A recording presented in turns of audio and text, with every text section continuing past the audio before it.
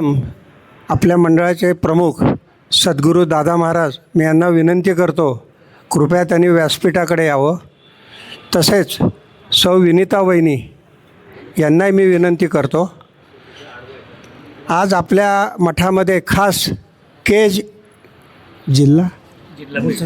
केज म्हणून गाव आहे, जिल्हा बीड. तिथे स्वामींचा फार मोठा मठ आहे. त्या मठातनं मठाचे प्रमुख भाऊसाहेब देशपांडे हे आपल्याकडे आज आलेले आहेत. त्यांनाही मी विनंती करतो, कृपया व्यासपीठाकडे यावं. आणि स्वामी मार्गातील ज्येष्ठ अधिकारी नगरकर काका यांनाही विनंती करतो, कृपया सर्वांनी स्थानापन्न व्हावं. आता कार्यक्रमाला सुरुवात करत आहोत. आज गुरुवार, स्वामीवार. आज जी काय आरती झाली आपली आणि आज जो काय महाप्रसाद आहे, आरती आपली सौ नुपूरताई जोशी यांच्या हस्ते झाली. पण आपलं जे काय आजचं अन्नदान आहे त्याच्यामध्ये बरेच जणांनी सहभाग घेतलेला आहे. तर आता इथे मी नावं घेतो, त्यांनी एकेकांनी यायचं. आधी नावं सांगतो. सौ नुपूर जोशी हे कुटुंब एक आहे. परत दुसरं कुटुंब आहे श्रीमती उमा भोसले, उमाताई भोसले यांच्यातर्फे पण सहभाग आहे.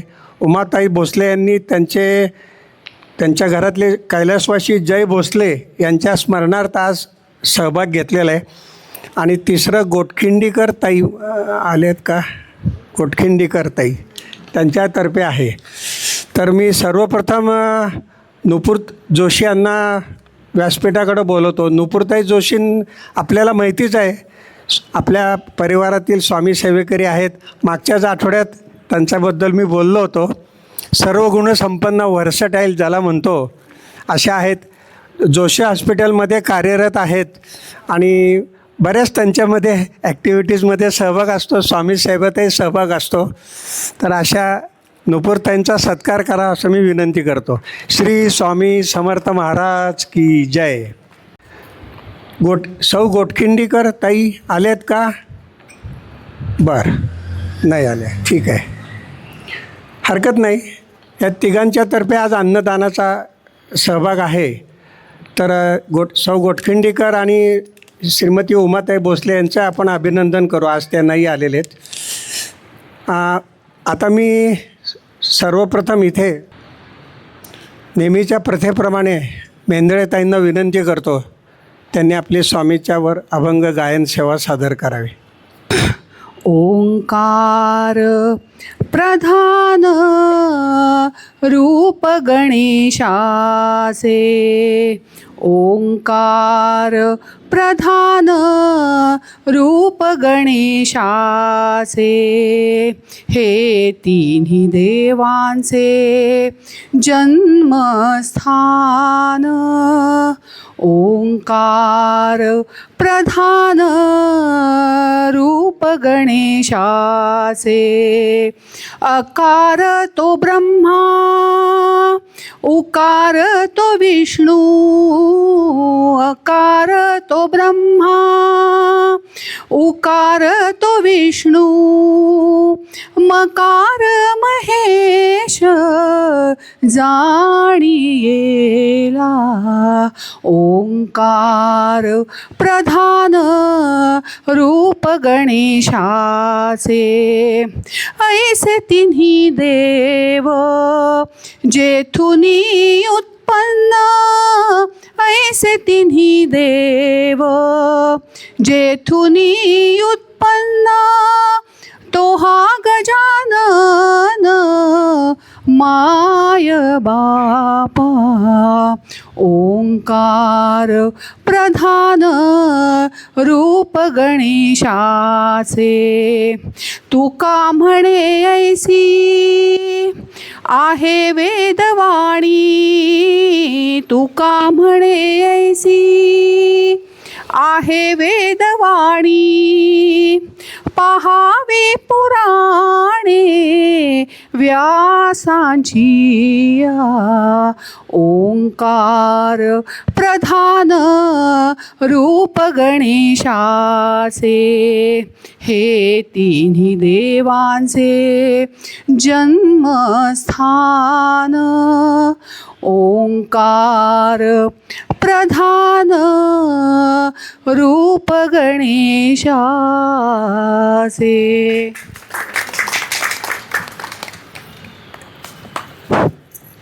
श्री स्वामी समर्थ. फारच सुरेख मेंदळेताई. श्री स्वामी समर्थ. आपणा सर्वांना माहितीच आहे की दरमहा आपल्या मंडळातील एक कुमार सेवेकरी चिरंजीव चिन्मय कुलकर्णी याला दादाच्या मार्गदर्शनानुसार श्रीमती धरित्रीताई जोशी यांच्यातर्फे आपण आर्थिक मदत करतो. तर ह्या महिन्याचा त्यांची मदत आपल्या मंडळाकडे आलेली आहे. मी दादांना विनंती करतो चिन्मय कुलकर्णी याला दादांनी तो मदत द्यावी. घ्या ते. श्री स्वामी समर्थ महाराज की जय. ठीक आहे, जोरात म्हण. श्री स्वामी महाराजची जय. आता आपल्या मंडळातील महिला सेवेकरी सौ वैशालीताईंना मी व्यासपीठाकडे बोलवतो. स्वामी ओम. आज आपल्या मंडळात स्वामी समर्थ आरती व सेवा मंडळातर्फे आपण एक नवीन उपक्रम इथे तुम्हाला सगळ्यांना दाखवणार आहोत. आपल्याच इथे जवळ डॉक्टर सीमा गोविंदे म्हणून राहतात, होमिओपॅथी डॉक्टर. तर आज त्या आपल्यामध्ये आलेल्या आहेत आणि त्या तुम्हाला काही आपल्या आरोग्याबद्दल आणि त्यांचा एक कोर्स आहे फर्स्ट एड किट, म्हणजे आपण इमर्जन्सीमध्ये डॉक्टरांपर्यंत पोहोचायच्या आधी आपण घरी काय काय करू शकतो त्याची ते आपल्याला थोडक्यात माहिती देणार आहे. तर मी डॉक्टरांना इथे येण्यासाठी आमंत्रित करीत आहे. येस. नमस्कार, मी डॉक्टर सीमा गोवंडे.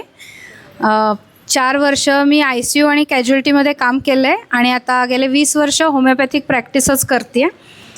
परंतु ICU आणि कॅज्युअल्टीमध्ये काम करताना जे माझ्या प्रामुख्याने लक्षात आलं की बेसिकली जेव्हा पण एखादी इमर्जन्सी घडते त्यावेळेला म्हणजे आपत्कालीन स्थितीमध्ये जी काही फर्स्ट एड किंवा प्राथमिक उपचार त्या रुग्णाला जर का वेळेवर योग्य पद्धतीने दिला गेला तर पुढचे कॉम्प्लिकेशन्स नक्कीच टाळता येऊ शकतात. तर त्यासाठी पूर्वी आम्ही कॉर्पोरेट सेक्टरमध्ये जाऊन त्यांच्यासाठी फर्स्ट एड ट्रेनिंग प्रोग्रॅम्स घेत होतो. पण माझ्या असं लक्षात आलं की कॉर्पोरेट सेक्टरमध्ये कसं त्यांच्या तो एक प्रोग्रॅमचा भाग म्हणून त्यांना कंपल्शन आहे. सर्वसामान्यांसाठी आपण काय करू शकतो, तर त्यासाठी म्हणून मी माझ्या इथे फर्स्ट एड ट्रेनिंग प्रोग्रॅम घेते की ज्यांना काहीही वैद्यकीय बॅकग्राऊंड नाही आहे. सो त्यांच्यासाठी अगदी बेसिकपासून एखादी इमर्जन्सी ओळखायची कशी पासून त्या इमर्जन्सीमध्ये तुम्ही काय करा आणि काय करू नका, योग्य पद्धतीने जर का त्यांना प्रथमोपचार मिळाला तर खूप सारे कॉम्प्लिकेशन्स वाचू शकतात आणि पेशंटची उत्तम प्रकारे रिकव्हरीसुद्धा होऊ शकते. सो मला इथे तुम्हाला प्रश्न विचारायचे, तुमच्यापैकी कोणाला देव व्हायला आवडेल? देव पण ते शक्य आहे का? नाही. मग निदान आपण देवदूत तरी नक्की बनू शकतो असं मला वाटतं.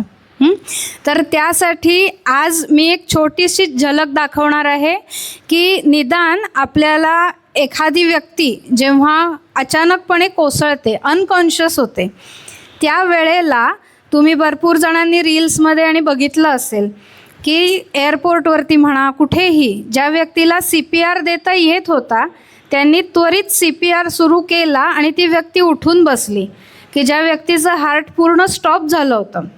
अशा कित्येक केसेस आम्ही ICU कॅज्युअल्टीमध्ये रिससिटेट केलेल्या आहेत. पण ॲम्ब्युलन्स पोहोचेपर्यंत ICUत कॅज्युअल्टीत आमच्यासमोर व्यक्ती होती, परंतु ॲम्ब्युलन्स येईपर्यंत किंवा ती व्यक्ती हॉस्पिटलमध्ये जाईपर्यंतचा जो क्रुशल टाईम असतो तो खूप महत्त्वाचा आहे आणि त्यातला प्रत्येक मिनिट प्रत्येक सेकंद महत्त्वाचं आहे. सो त्यासाठी म्हणून मी तुम्हाला आता फक्त CPRचं एक प्रात्यक्षिक दाखवते. जो फर्स्ट एड ट्रेनिंग प्रोग्रॅम आहे तो साधारणपणे 5 तासांचा आहे आणि त्याच्यामध्ये सगळ्या मेडिकल इमर्जन्सीज, ट्रॉमॅटिक इमर्जन्सी आणि एन्व्हायरमेंटल इमर्जन्सी आणि तसंच अरेस्ट, म्हणजे जेव्हा कार्डियाक अरेस्ट होतं, हार्ट एकदम बंद पडतं, त्यावेळेला तुम्ही ते कशा पद्धतीने रिससिटेट करू शकता हे मी तिथे शिकवते. सो अशा पद्धतीची डमी बॉडी असते आणि त्याच्यावरती ते शिकवलं जातं. ओके, जेव्हा पण मी आता जास्त वेळ घेणार नाही कारण तुमचा सगळा पुढचा प्रोग्राम आहे, सो मी अगदी थोडक्यात दाखवते. जेव्हा पण एखादी व्यक्ती अचानकपणे आपल्यासमोर कोसळते त्यावेळेला सगळ्यात जी काही गडबड होते की त्या सिच्युएशनमध्ये काय करायचं हेच माहिती नसतं. सो तुमच्यापैकी कोण सांगेल, समजा तुमच्यासमोर अचानक कोणी खाली कोसळलं तर त्यावेळेला तुम्ही काय कराल? येस, गर्दी बाजूला करणार. अजून हां, त्याला मोकळ्या जागी ठेव. बरं. आणि हातपाय चोरणार. बरं. आणि हां, छाती दाबणार. बरं. सो आता सगळ्यात पहिलं महत्त्वाचं काय असेल त्या सिच्युएशनमध्ये, तर इमिजिएटली सीन सेफ्टी, म्हणजे तो सीन तुमच्यासाठी सेफ आहे का नाही. जेव्हा पण एखादी इमर्जन्सी घडते त्यावेळेला तिथे तुम्ही मदतीला जायच्या आधी तो सीन तुमच्यासाठी सेफ आहे का नाही हे बघणं गरजेचं आहे. बऱ्याचदा आपलं इंटेन्शन चांगले असतात, जेन्युइनली आपण मदत करायला म्हणून जातो, पण लक्षात येतं वरून काहीतरी पडणार आहे आणि आपण त्याला वाचवायला जाताना आपणच त्या ढिगाऱ्याखाली जाऊ शकतो. म्हणजे डॉक्टरांना एक पेशंटला उपचार करायच्याऐवजी 2 जणांना करावी लागते. सो पहिली स्टेप म्हणजे सीन सेफ्टी. दुसरी स्टेप की त्याचा रिस्पॉन्सिव्हनेस चेक करायचा. त्याच्यासाठी त्याच्या शोल्डर, खांद्याला टॅप करायचं. काका, अशा पद्धतीने त्यांना विचारायचं. समजा त्यांचा काहीच रिस्पॉन्स नाही आला तर दुसरी स्टेप करायची की त्याची जी हनवटी आहे ती वर करायची. अशा पद्धतीने कपाळावरती हात ठेवून दुसऱ्या हाताने हनवटी वर करायची. ती केल्यानंतर गाल आपल्या त्या पेशंटच्या नाकाच्या इथे न्यायचं. गालावरती उच्छ्वास फील होतोय का आणि डोळ्याने छाती वर खाली होतीये का ते ऑब्झर्व करायचं. समजा माझ्या लक्षात आलं की छाती हलत नाहीये, म्हणजे त्याचा श्वासोश्वास चालू नाहीये, अशा वेळेला मानेच्या इथे एक आर्टरी असते ती फील करायची. सो ते मी तुम्हाला नंतर तिथे शिकवीन देते. पण समजा तुम्हाला नाही कळते, इमर्जन्सीमध्ये आपण खूप घाबरलेलो असतो, नाही तुम्हाला कळलं की ती आर्टरी फील होतीये का नाही, श्वास नाहीये, लगेचच तुम्ही चेस्ट कॉम्प्रेशन सुरू करू शकता. सो ते चेस्ट कॉम्प्रेशन कसे सुरू करायचे ते मी तुम्हाला दाखवतो. हात अशा पद्धतीने लॉक करून घ्यायचा. हे दोन्ही आपले जे एल्बोज आहेत ते पुढच्या बाजूला आले पाहिजे. त्याच्यानंतर हा जो भाग आहे हाताचा, हा भाग छातीच्या बरोबर मध्यभागी ठेवायचा. या भागाने प्रेशर द्यायचं नाही आहे, ह्या भागाने प्रेशर द्यायचं. जर का आपल्या ह्या भागाने आपण प्रेशर दिलं तर बरगड्या तुटू शकतात, ते आपल्याला करायचं नाही आहे. मधलं जे हाड आहे ते एकदम स्ट्रॉंग असतं, त्यामुळे ह्या भागाने इथे प्रेशर द्यायचं आहे. आणि हात असे असे करायचे नाही आहेत, तर कमरेतनं वर खाली व्हायचं अशा पद्धतीने.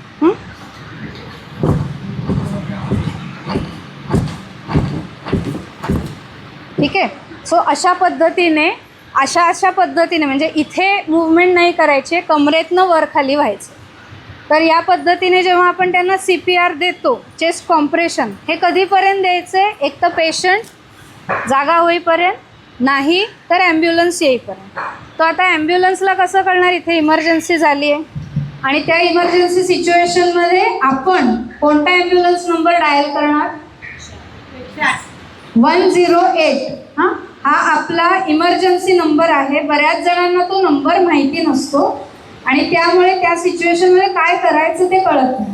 सो 108 हा नंबर डायल केला की 10 मिनिटात ॲम्ब्युलन्स तिथे येते ही फ्री सर्व्हिस आहे आपल्या गव्हर्नमेंटची, हे पण लोकांना माहिती नसतं. त्यामुळे त्याच्यासाठी तुम्हाला कोणतेही चार्जेस पे करायचे नाही. सो इमर्जन्सीच्या सिच्युएशनमध्ये जेव्हा तुम्हाला कळलं की व्यक्ती रिस्पॉन्स देत नाही, लगेच कोणाला तरी पाठवा की 108 डायल करा आणि ॲम्ब्युलन्स मागवून घ्या. तोपर्यंत तुम्ही पेशंटच्या जवळ थांबून CPR सुरू करायचं. ठीक आहे. सो डिटेल मी त्या वर्कशॉपमध्ये शिकवेन. जे कोणी इच्छुक असतील त्यांनी जरूर रजिस्ट्रेशन करा. याच्यामागे कुठेही मला पैसा कमवणं हा हेतू नाही आहे. प्रत्येकाला इमर्जन्सी मॅनेजमेंट आली पाहिजे हा माझा जेन्युइन हेतू आहे. सो जे कोणी इच्छुक असतील त्यांनी जरूर यांच्याकडे नाव नोंदवलं तरी चालेल.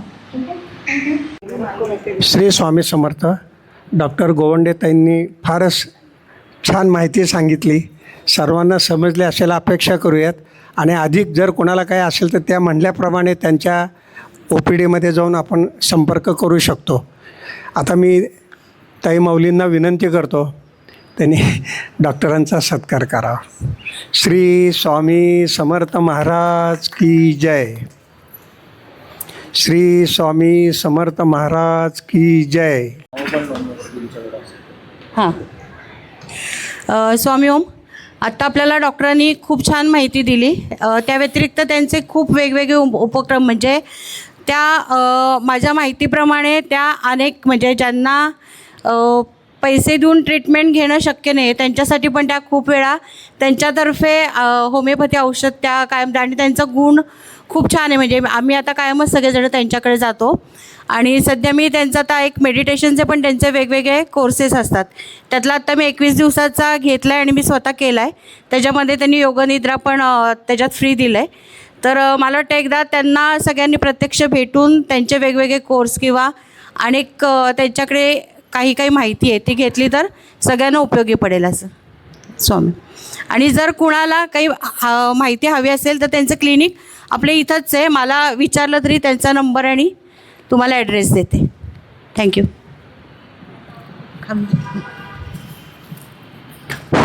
श्री स्वामी समर्थ. आज मगाशी सांगितल्याप्रमाणे आज आपल्या गुरुवारच्या कार्यक्रमाला केज जिल्हा बीड येथून भाऊसाहेब महाराज आलेले आहेत. भाऊसाहेब महाराज देशपांडे.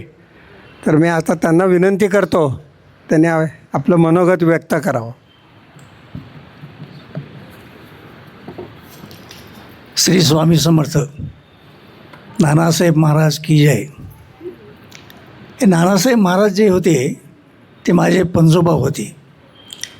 केज हे ठिकाण बीड जिल्ह्यात तालुका प्लेस आहे आमच्या मराठवाड्यामधलं. या ठिकाणी स्वामी महाराजांनी प्रत्यक्ष दर्शन देऊन सर्व दर्शनार्थींचं मन जिंकलेलं होतं. आणि हा मठ जो आहे केजचा आपण बघतात यूट्यूबवर वगैरे आहे, तो हा महाराजांच्या हयातीतला मठ आहे. हा आमच्या नानासाहेब महाराजावर त्यांचं मूळ नाव आहे महारुद्रराव केशवराव देशपांडे उर्फ नानासाहेब महाराज देशपांडे. हे महाराजांचे भक्तश्रेष्ठ होते. स्वामी सुताच्या नंतर जे स्वामींच्या जवळ कोण असेल तर नानासाहेब महाराज हे ज्यांच्याजवळ होते आणि त्यांची इच्छा त्यांनी पूर्ण केलेली आहे. हा इतिहास फार मोठा आहे. एक 5 मिनटं 10 मिनटामध्ये सांगण्यासारखा इतिहास नाही आहे हा. तरी पण पुस्तकाच्याद्वारे जवळजवळ 42 वर्षापासून त्याचा स्वामी संप्रदायाचा अभ्यास मी करून आमच्या पूर्ण परिवाराची नानासाहेबांच्या ह्याच्यातले आता माझी ही 4थी पिढी आहे आणि मी देखील पणजोबा झालेलो आहे. म्हणजे 8 पिढीपर्यंत आमचा हा पूर्ण परिवार आहे नानासाहेब महाराजांचा.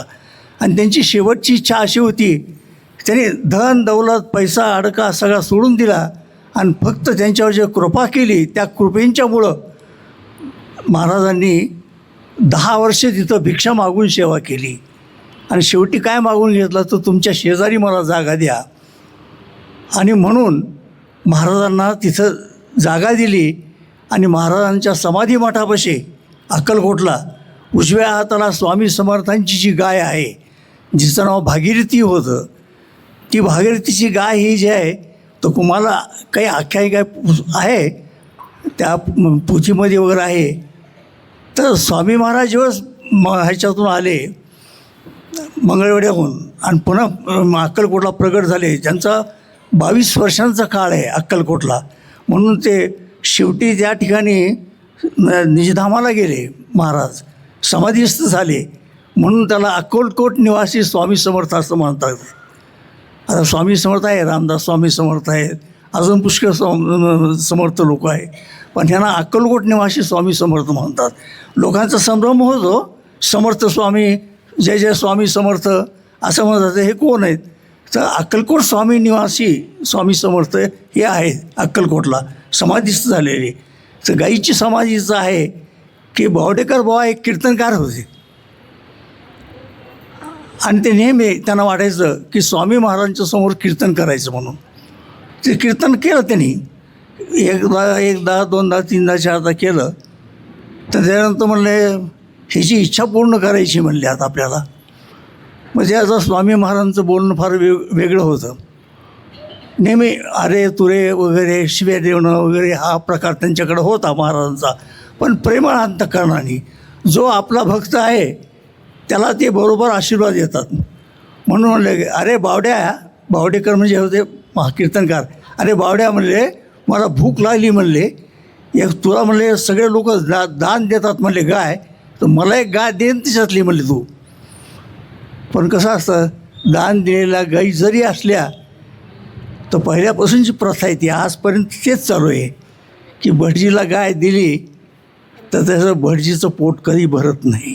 दक्षिणा कितीही तुम्ही द्या, भटजीचं पोट भरत नाही.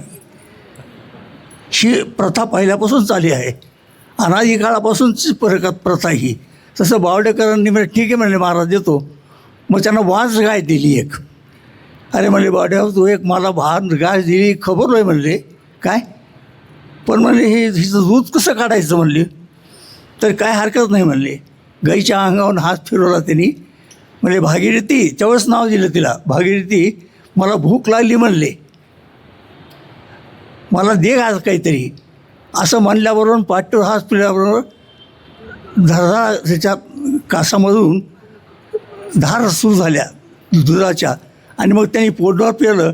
त्या गाईचा वंश आजही तुम्हाला अक्कलकोटला बघायला मिळतो.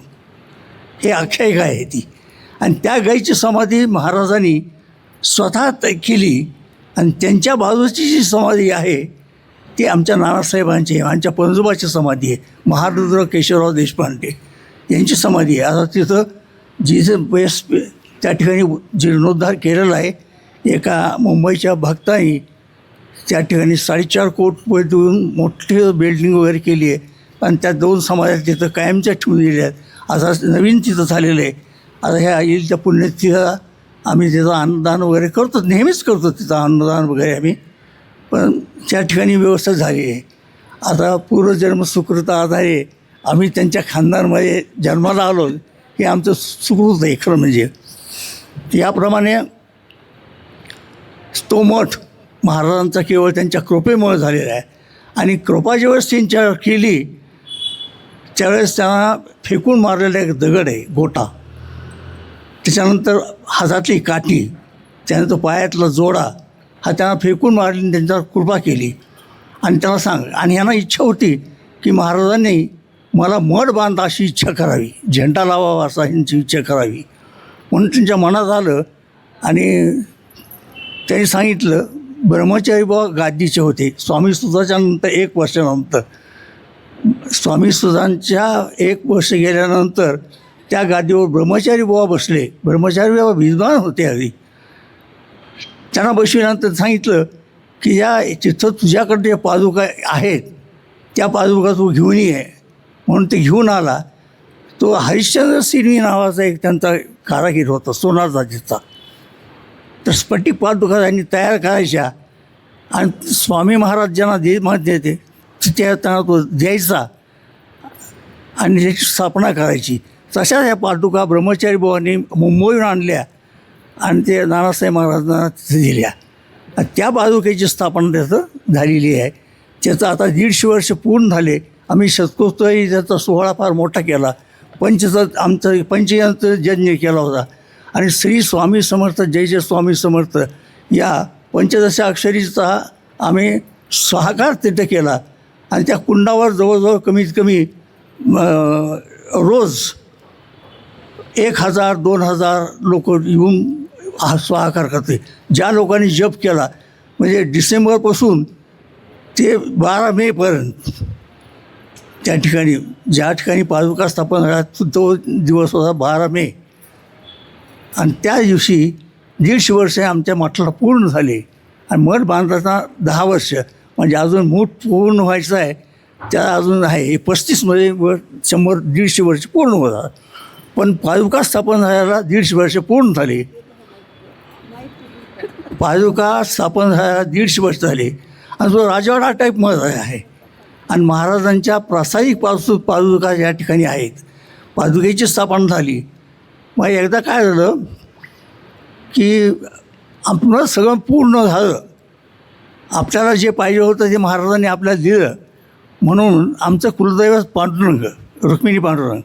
पण पांडुरंगाच्या दर्शनाला तिथे गेले. ते दर्शन वगैरे घेतलं, पाहिलं, चंद्रभागेतून स्नान करून आले आणि रावळामध्ये बसले तर समोर स्वामी समर्थच विठ्ठलाचं दर्शन नाही झालं. तेव्हा बालरूपामध्ये कृष्णरूपामध्ये दर्शन झालं.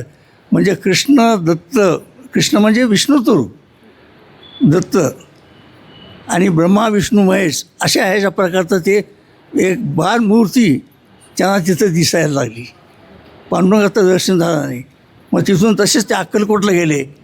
अक्कलकोटला गेल्यानंतर त्यांनी सांगितलं की काय म्हणले नाना तू म्हणले पांडुरंगाचं दर्शन केलं, महापूजा केलीस म्हणले.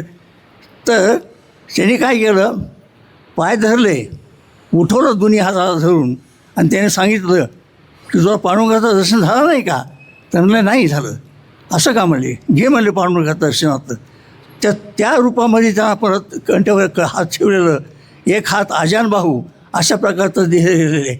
आता ती मूर्ती दिसणार नाही आहे पण दिसत असतं बघा, या रूपात दर्शन दिलेलं आहे ते.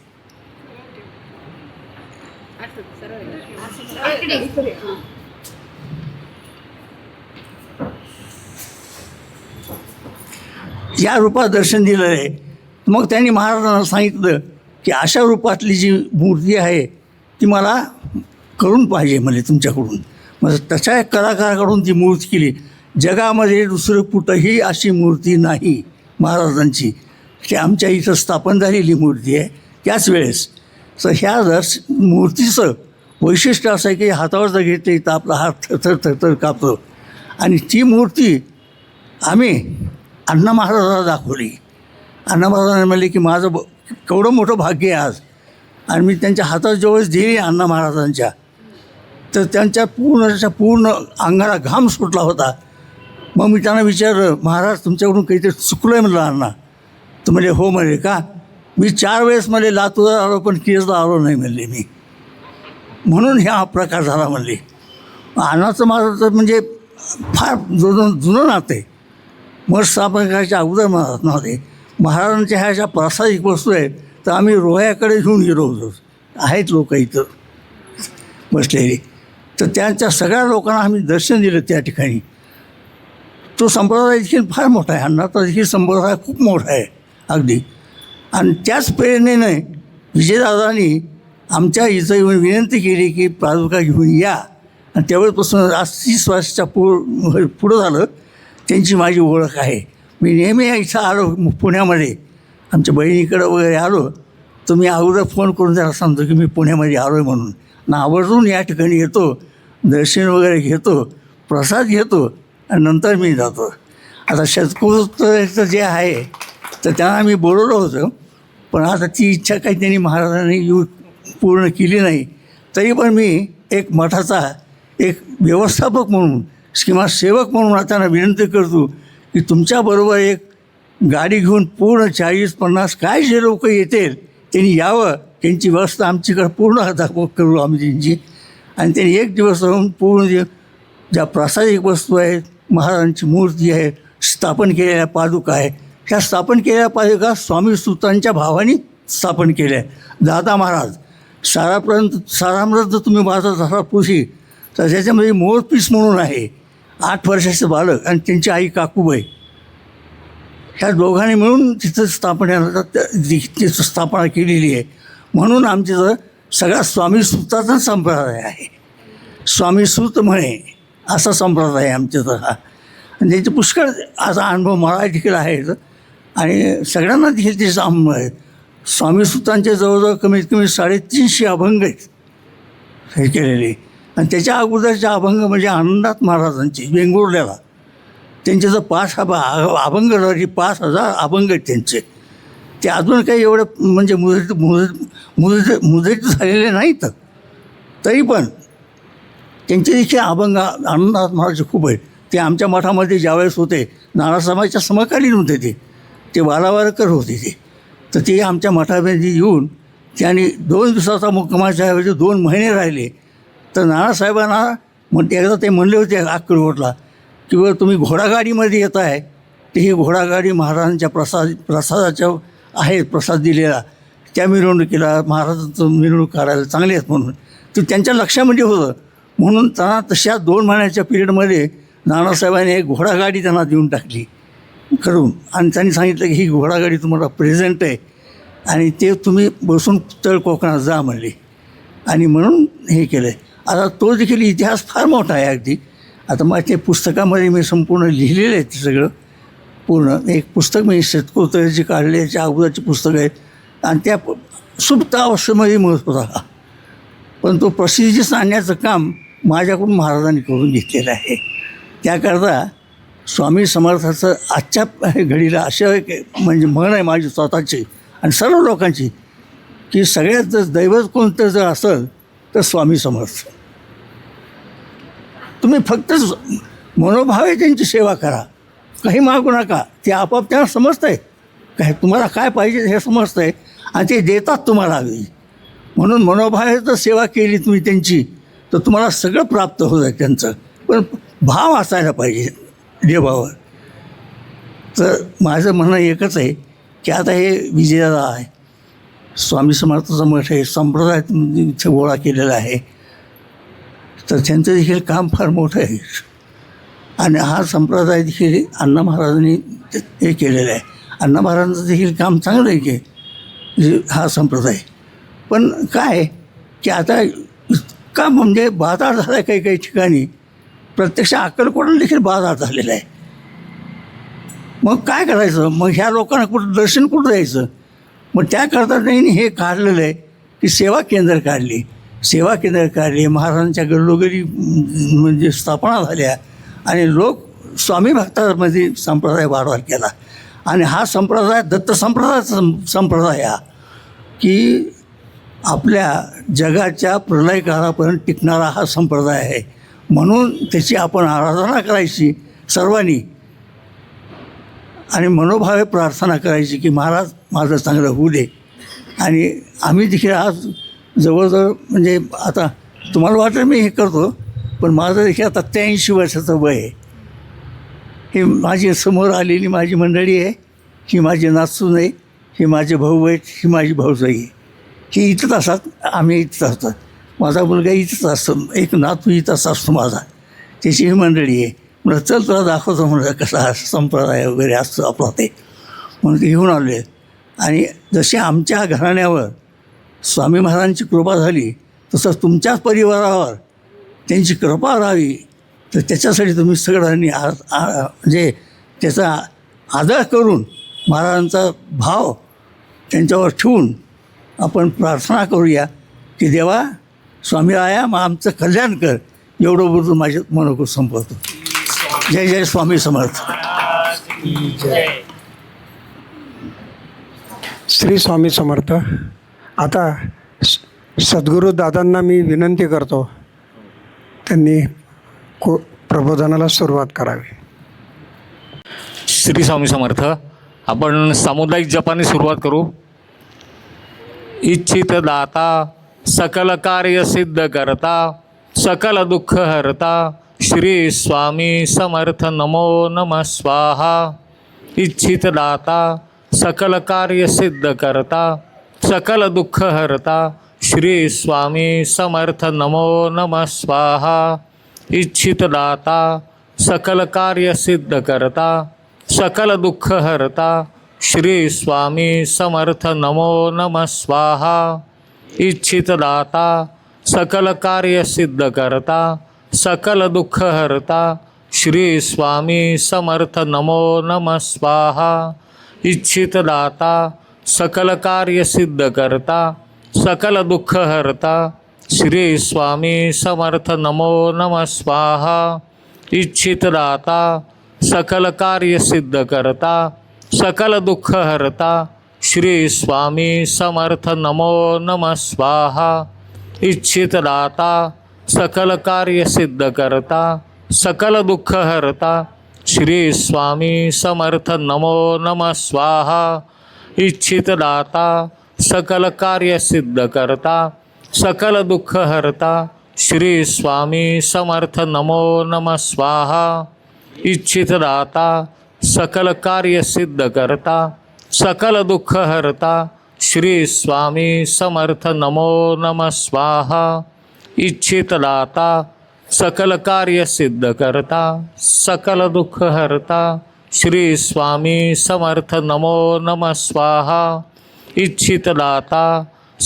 सकल कार्य सिद्ध करता सकल दुःख हरता श्री स्वामी समर्थ नमो नमः स्वाहा इच्छितदाता सकल कार्य सिद्ध करता सकल दुःख हरता श्री स्वामी समर्थ नमो नमः स्वाहा इच्छितदाता सकल कार्य सिद्ध करता सकल दुःख हरता श्री स्वामी समर्थ नमो नमः स्वाहा इच्छितदाता सकल कार्य सिद्ध करता सकल दुःख हरता श्री स्वामी समर्थ नमो नमः स्वाहा इच्छितदाता सकल कार्य सिद्ध करता सकल दुःख हरता श्री स्वामी समर्थ नमो नमः स्वाहा.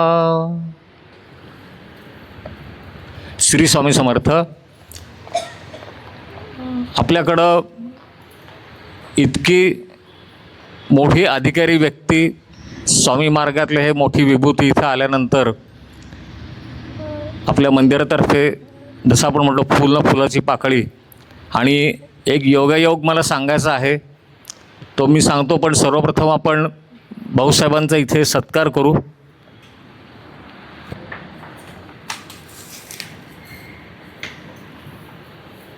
मी आपल्या युवा सेवेकरी इथे उपस्थित आहेत स्मृती लोंढे म्हणून, त्यांना मी इथे आमंत्रित करतो.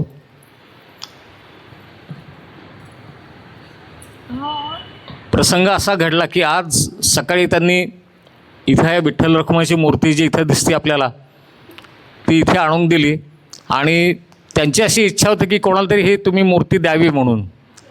आणि आज भाऊसाहेबांनी जेव्हा स्वतः सांगितलं की त्यांचं कुलदैवत विठ्ठल रखुमाई आहे म्हणजे महाराजांचं अस्तित्व इथे आहे 100% परत की बरोबर आज भाऊसाहेब इथे येणार आहेत त्यांनी ती मूर्ती इथे आणून द्यायला. आणि आता मी त्यांना अशी विनंती करतो की तुमच्या हातानेच तुम्ही मूर्ती त्यांना द्यावी.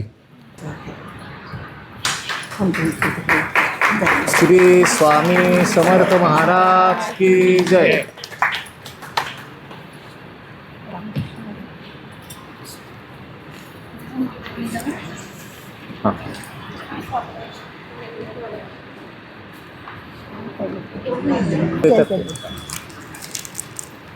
मोबाईलचं हे मोबाईल ठेवायला त्यांना पण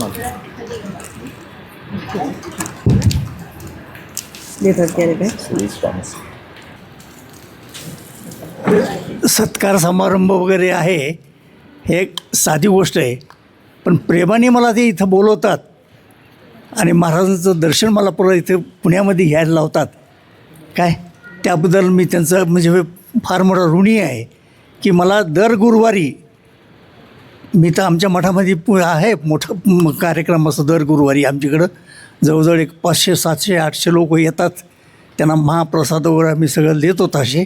महाप्रसादाचं आता काय झालं आहे की थोडं म्हणजे हे आलं आहे तर फळाच्या रूपामध्ये आम्ही सगळं सकाळपासून ते संध्याकाळपर्यंत दूध केळं वगैरे प्रसाद सगळं आम्ही वाटून करतो. आणि आरती झाल्यानंतर देखील 7:30 ते 8:30 आमच्याकडं आरती असते. त्या आरतीच्या वेळेमध्ये आम्ही सर्वांना प्रसाद वगैरे देतो. आता रामले महाराज आमच्याकडं शतुर्वेला निमंत्रण त्यांनी स्वीकारलं असेल काही अडचणीमुळे ते येऊ शकलं नाहीत तरी पण त्यांच्यासाठी म्हणून शतकोत्तरीचं जे आहे तर पुस्तकं मी आणलेले आहेत. तर ते पुस्तक तुम्हाला पुन्हा ज्या ज्या लोकांना घ्यायचं असेल त्यांनी तुम्ही माझ्याकडून मागून घ्या पुस्तकं, ह्यांना सांगून द्या. ती क्वांटिटी तुम्हाला देतो. पण मी सध्या ही क्वांटिटी 10 पुस्तकांची आणलेली आहे. आणि माझे 2 मुलं आणि 2 मुली यांनी माझी 81 ज्यावेळेस साजरी केली त्यावेळेस मी जवळजवळ माझी तुला केली. त्या तुलामध्ये सारामृतांच्या मी पोथ्या दिल्या आहेत. सगळ्याला सारामृताची हे केली. आणि त्या तुलेच्या ह्याच्यामध्ये जे आहेत 1000-2000 जे सारामृत आहेत तर मी सगळ्याला मोफत वगैरे देत असतो. ते सारामृताचे देखील आणले आहेत. आणि हे जे आहे आमचा मठ, त्या मठाचं जे पूर्ण समोरचं जे आहे त्याचं छायाचित्र मी तुम्हाला दाखवतो कसं ते. तर हे जे पॅकिंग करून आणलं आहे ते विजेत्याला सांगतो की तुम्ही तुमच्या हाताने हे संपूर्ण दाखवावं.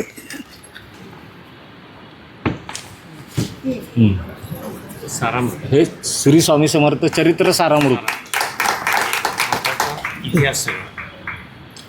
आणि हा केजच्या मठाचा हा फोटो आहे.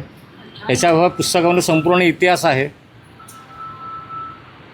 आणि आमची ती दर ह्याला जे असते रोजची पूजा नित्य कार्यक्रम असतो तो कार्यक्रम देखील आहे. आणि शतकोत्तरी ज्यावेळेस आम्ही हे केलं त्यावेळेस सर्व मठातल्या लोकांना आम्ही बोलवलं होतं महाराष्ट्रातल्या संपूर्ण. तर त्यांना आम्ही काय केलं होतं की नानासाहेब महाराज स्वामी समर्थ आणि महाराजांच्या आमच्या इथल्या पादुका याचं एक पूर्ण क्वाईन्स तयार करून दिल्या होत्या. ते आले नाहीत म्हणून आता हे सर्वांना ते दाखवता येईल. ह्या क्वाईन्स त्या आहेत. त्या क्वाईन्स त्याच्यातली एक क्वाईन्स यांना प्रसाद म्हणून मी देत आहे. श्री स्वामी समर्थ महाराज की जय. एका बाजूला मूर्ती आणि एका बाजूला पादुका.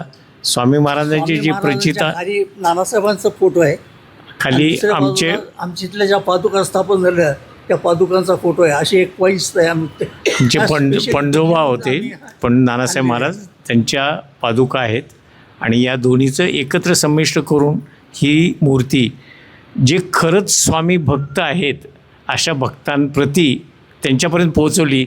मी या ठिकाणी येऊन याच ठिकाणी या यूट्यूबवर सगळं झालं होतं. मी आमंत्रण दिलं होतं आणि अपेक्षा ठेवली ती दोघांना येण्याची. ते काय स्वामींची इच्छा असते त्याला काही करू शकत नाहीत. आणि एकच अनुभव सांगणारे या बाबतीत म्हणूनच उभा राहिलो, बाकी काहीच नाही. स्वामींनी मठ स्थापन झाल्यानंतर केजला येतो असा शब्द दिला होता. पण स्वामी निजानंदी लीन झाले 3 वर्ष आधी. आणि पहिला ज्यावेळेला जन्मोत्सव त्या ठिकाणी केजला झाला त्यावेळेला याच मूर्तीच्या स्वरूपात एक हात कमरेवर आणि दुसरा हात मुख्य महाद्वाराला लावून स्वामींनी प्रत्यक्ष प्रचिती अनुभव त्या ठिकाणी होत्या तेवढ्या भक्तांना दिला आणि मी उपस्थित राहिलो असा शब्द दिला. हे स्वामींची भक्ती. त्यामुळं अनेक जण आता केजला येतात. आपणही सर्वांनी यांना पुढे करून यांना पुढे घालून तुम्ही सर्वांनी यावं आणि स्वामींची प्रचिती अनुभवावी एवढीच विनंती. श्री स्वामी समर्थ. आता इतकं झाल्यानंतर केस म्हणजे भाऊसाहेबांचा आणि आमचा कसा संबंध आला ह्याच्यात बाबत सांगतो. खूप उत्कंठावर्धक म्हणता येईल की हा जो ऋणानुबंध जो कायम झाला आहे आता जवळ 30 वर्ष होतील त्याला. आणि त्याला कारणीभूत आहेत गुरुवर्य अण्णासाहेब मस्के. आणि अण्णासाहेबांनी जे काही मठ स्थापन केले आता रोह्यापासून अलिबाग किंवा त्या बाजूला कोकण पट्टा जो आपण म्हणतो. तर मी अजून एक सत्कार करू इच्छितो की तिथनं तळ्या गावातनं श्रीयुत भगत इथे आलेले आहेत. अण्णांच्या बरोबर ज्यांनी कार्य केलं हे मठ स्थापन करण्यात. तर भगत आणि सौ भगत मी यांना इथे आमंत्रित करतो की त्यांनी पण ही मालाचं श्रीफळ इथे स्वीकारावं. श्री स्वामी समर्थ महाराज की जय. श्री स्वामी समर्थ महाराज की जय. मोठ्याने बोला ना. श्री स्वामी समर्थ. सन असेल 2000 आणि गुरुवारी अण्णांची अशी इच्छा होती की पुण्यामध्ये एक स्वामी भक्त मेळावा आयोजित करावा. आणि स्वामी भक्त मेळावा आयोजित करायचा त्याबाबत आम्हाला काही जास्ती माहिती नव्हती. अण्णांचे कार्यक्रम नेहमी कोकण पट्ट्यामध्ये दरवर्षी सप्ताह म्हणून व्हायचे म्हणजे 7 दिवसाचा कार्यक्रम तिथे असायचं, आम्ही फक्त त्याला हजर असायचो. पण कमीत कमी 1 दिवसाचा मेळावा तुम्ही घ्या असं अण्णांनी त्यावेळेला सांगितलं. आणि त्यावेळेला असं सांगितलं की त्या मेळाव्यामध्ये आपल्याला स्वामींनी वापरलेल्या वस्तू काही आणता येतील का हे बघा.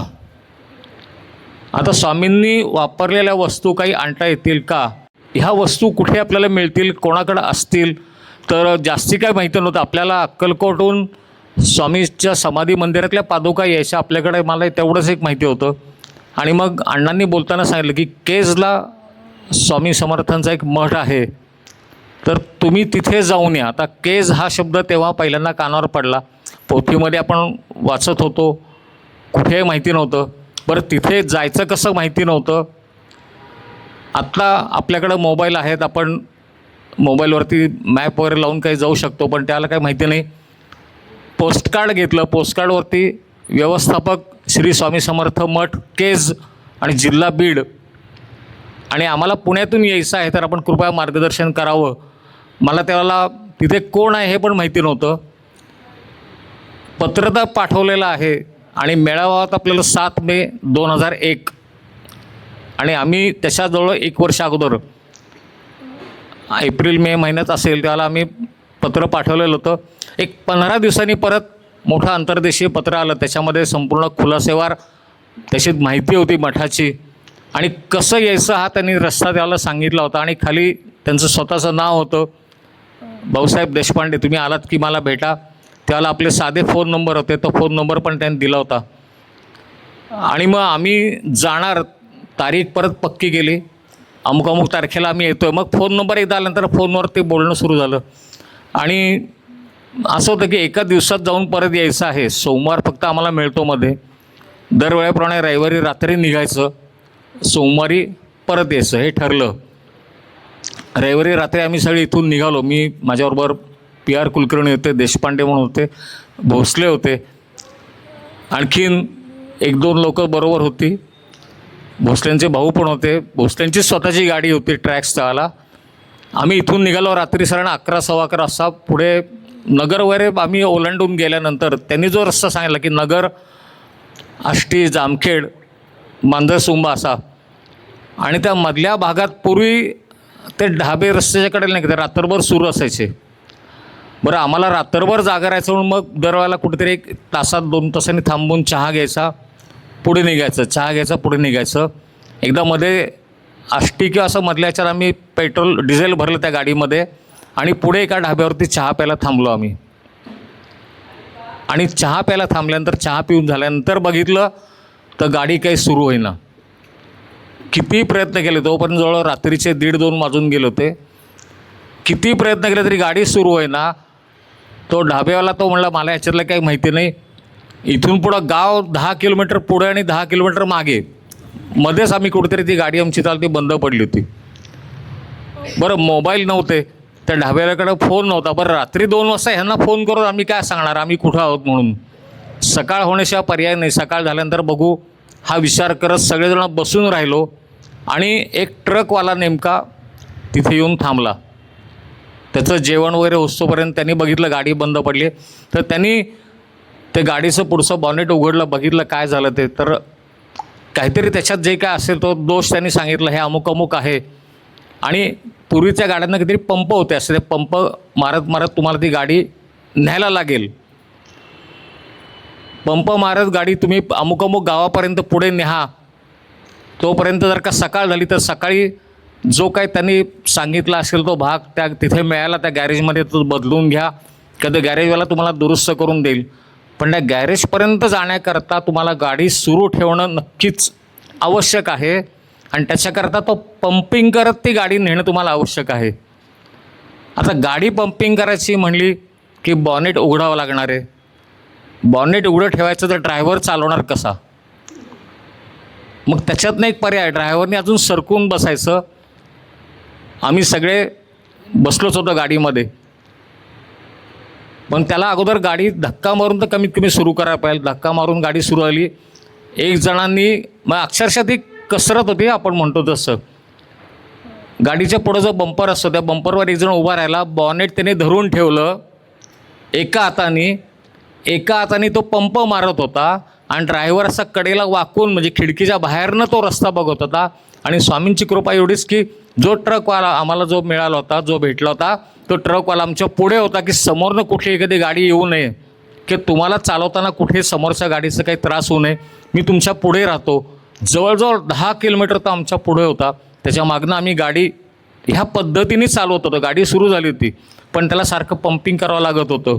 आणि ह्या पद्धतीने आम्ही ह्याच्यामध्ये जवळजवळ नाही म्हटलं तरी 2.5 ते 3 तास वेळ गेला. सकाळी 6-6:30पर्यंत उजाडत आम्हाला एक कुठंतरी गाव लागलं. त्या गावामध्ये आम्हाला एक सकाळी एवढ्या सकाळीसुद्धा ही सगळी स्वामींची कृपा आहे. तो एखादा गॅरेज आम्हाला उघडं मिळालं. त्यातला मेकॅनिक जो कोणी होता त्याला बघितला, त्याने काय झालं असेल ते बघितलं, दुरुस्त केलं आणि मग नियमित गाडी सुरू झाली. पण तुम्हाला पुण्यात गेल्यानंतर हा जो त्यांनी जे दुरुस्त केलं तो तुम्हाला पार्ट बदलावा लागेल म्हणला. पण म्हणलं आम्ही पुण्यापर्यंत सुखरूप जाऊ ना परत. तर त्याचं त्यांनी व्यवस्थित सांगितलं, नाही तुम्ही सुखरूप जाल. आणि असं करून झाल्यानंतर जे आम्ही सकाळी 6 वाजता केजला पोहोचणार होतो ते आम्ही जवळजवळ 10-10:30 वाजता केजला पोहोचलो. भाऊसाहेब मठाच्या बाहेर उभे होते. बरं मठ केजला गेल्यानंतर मठ कुठे माहिती नाही, परत विचारत गेलो आणि मठ बघितला. आणि मठ बघितल्यानंतर अक्कलकोटच्या समाधी मंदिराची आठवण झाली. अक्कलकोटला जर का आपण कोणी गेलं असेल समाधी मंदिर जर का बाहेरची बघा ते दगडी पूर्ण असं जे बांधकाम आहे त्या पद्धतीनेच त्या केजच्या मठाचं बांधकाम होतं. आणि भाऊसाहेबांना हे सगळं सांगितलं आणि त्याच्यानंतर भाऊसाहेबांनीच सांगितलं की ही स्वामी कृपा आहे, तुम्ही आला नाहीत त्या रस्त्याने ते बरं झालं. पूर्वीच्या काळात 30 वर्षापूर्वीची गोष्ट आहे, जो रस्ता त्यांनी सांगितला होता की मांजर सुंबा किंवा तर म्हणजे आधेमध्ये कुठेतरी लूटमारी चालायची आणि तुम्ही त्या पहाटेच्या वेळेत जर का तिथे असाल तर नक्की सापडला असतात. स्वामींनी तुम्हाला वाचवलं. गाडी बंद पडली हरकत नाही, तुम्ही उशिरा आलात हरकत नाही, पण ह्या गोष्टीतनं महाराजांनीच तुम्हाला वाचवलेलं आहे. भराभरा तुम्ही आंघोळी करून घ्या म्हणले. आंघोळी करून घेतल्या. आम्हाला गाभाऱ्यात घेऊन गेले. अक्कलकोटला जसा गाभार आहे तसा आम्हाला गाभाऱ्यात ते घेऊन गेले. तिथे ज्या त्या वस्तू त्यांनी वर्णन केलं होतं की स्वामींनी जो फेकून मारायला मोठा दगड आहे तो दगड, स्वामींच्या चर्मपादुका, स्वामींच्या लाकडी खडावा आणि स्वामींच्या हातात एक चांदीची मूठ असलेला असा दंड होता. लांब असा मोठा दंड आहे तो दंड असं सगळ्याचं दर्शन दिलं. आमच्या हातात ते वस्तू दिल्या त्यांनी सगळ्या. आणि ते सगळं झाल्यानंतर तोपर्यंत 12:30-1 वाजून गेलं होता. घरी आम्ही त्यांच्या गेलो. वहिनींनी आम्हाला जेवायला वाढलं. एवढे 7-8 आम्ही लोक एकदम गेलो होतो. पण मला अजूनही आठवतं एकदम व्यवस्थित संपूर्ण पक्वान वगैरे सगळं धरून असं जेवण होतं. आणि जेवण झाल्यानंतर भाऊसाहेबांनी आम्हाला त्या मठाचा संपूर्ण इतिहास सांगितला, केजच्या मठाचा. आणि ह्या वस्तू, ह्या प्रसादिक वस्तू इथे आहेत ते सगळं सांगितल्यानंतर की मग येण्याचा उद्देश आपला काय असावा किंवा काय आहे, म्हणजे मूळ मुद्द्याकडे आता आम्हाला वळायचं होतं. गुरुवर्य अण्णांचा उल्लेख केला. अण्णा मस्के असं अंबरनाथला आहेत. इतके त्यांनी मठ स्थापन केलेले आहेत.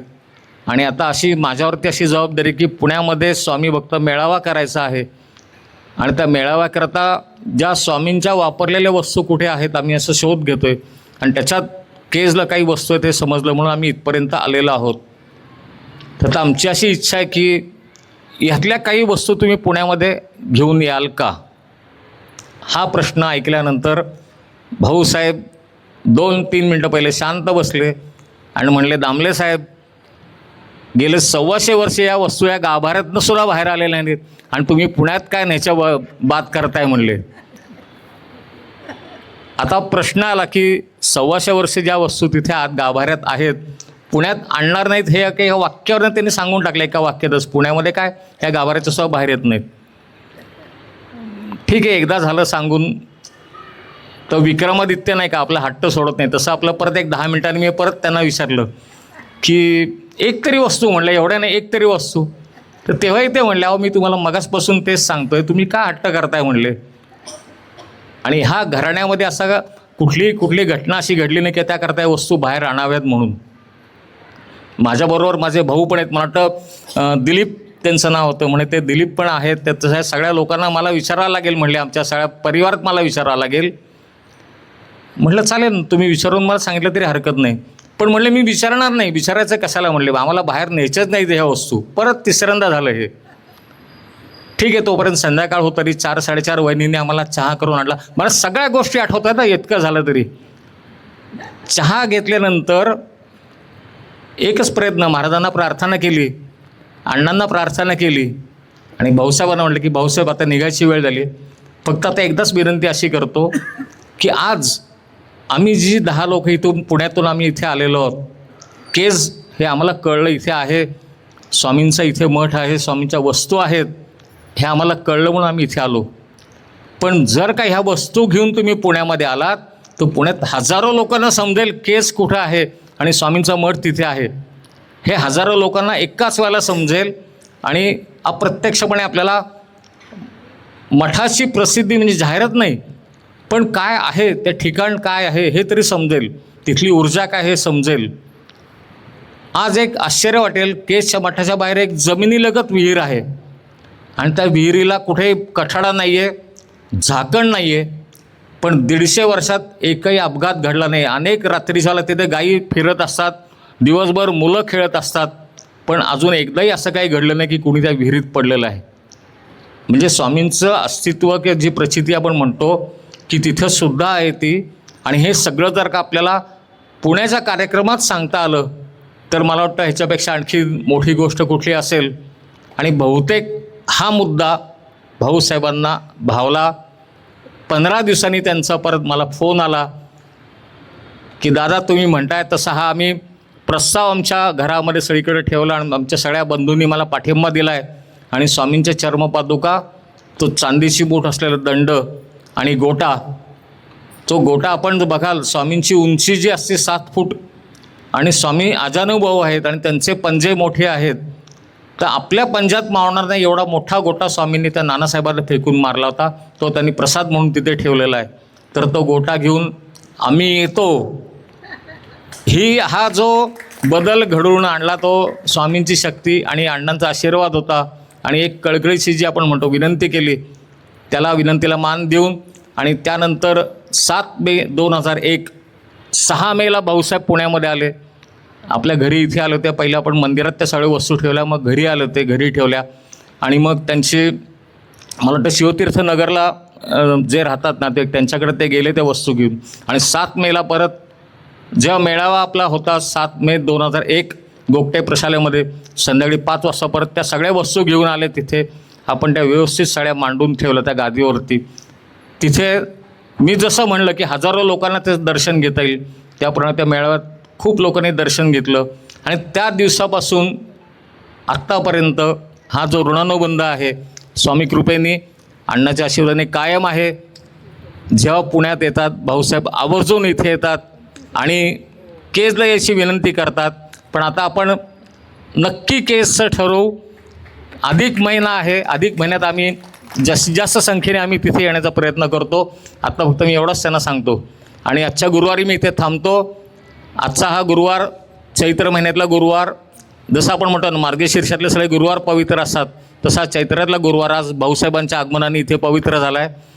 आपला पुढचा जो कार्यक्रम आहे तो पालखी सोहळ्याचा कार्यक्रम आहे. पालखी सोहळ्याला ज्या भक्तांना जायचं असेल त्यांनीच फक्त जागेवर उठावं. पालखी मार्गस्थ झाली की आपल्याला महाप्रसादाकरता इथे रांगेतूनच फक्त जायचं आहे, तेवढं शांततेत जायचं आहे. आपण स्वामींचा एकदा जय जयकार करू आणि मग पुढच्या सेवेला सुरुवात होईल. जय जय श्री स्वामी समर्थ. जय जय श्री स्वामी समर्थ. जय जय श्री स्वामी समर्थ. श्री स्वामी समर्थ अण्णा महाराज की जय.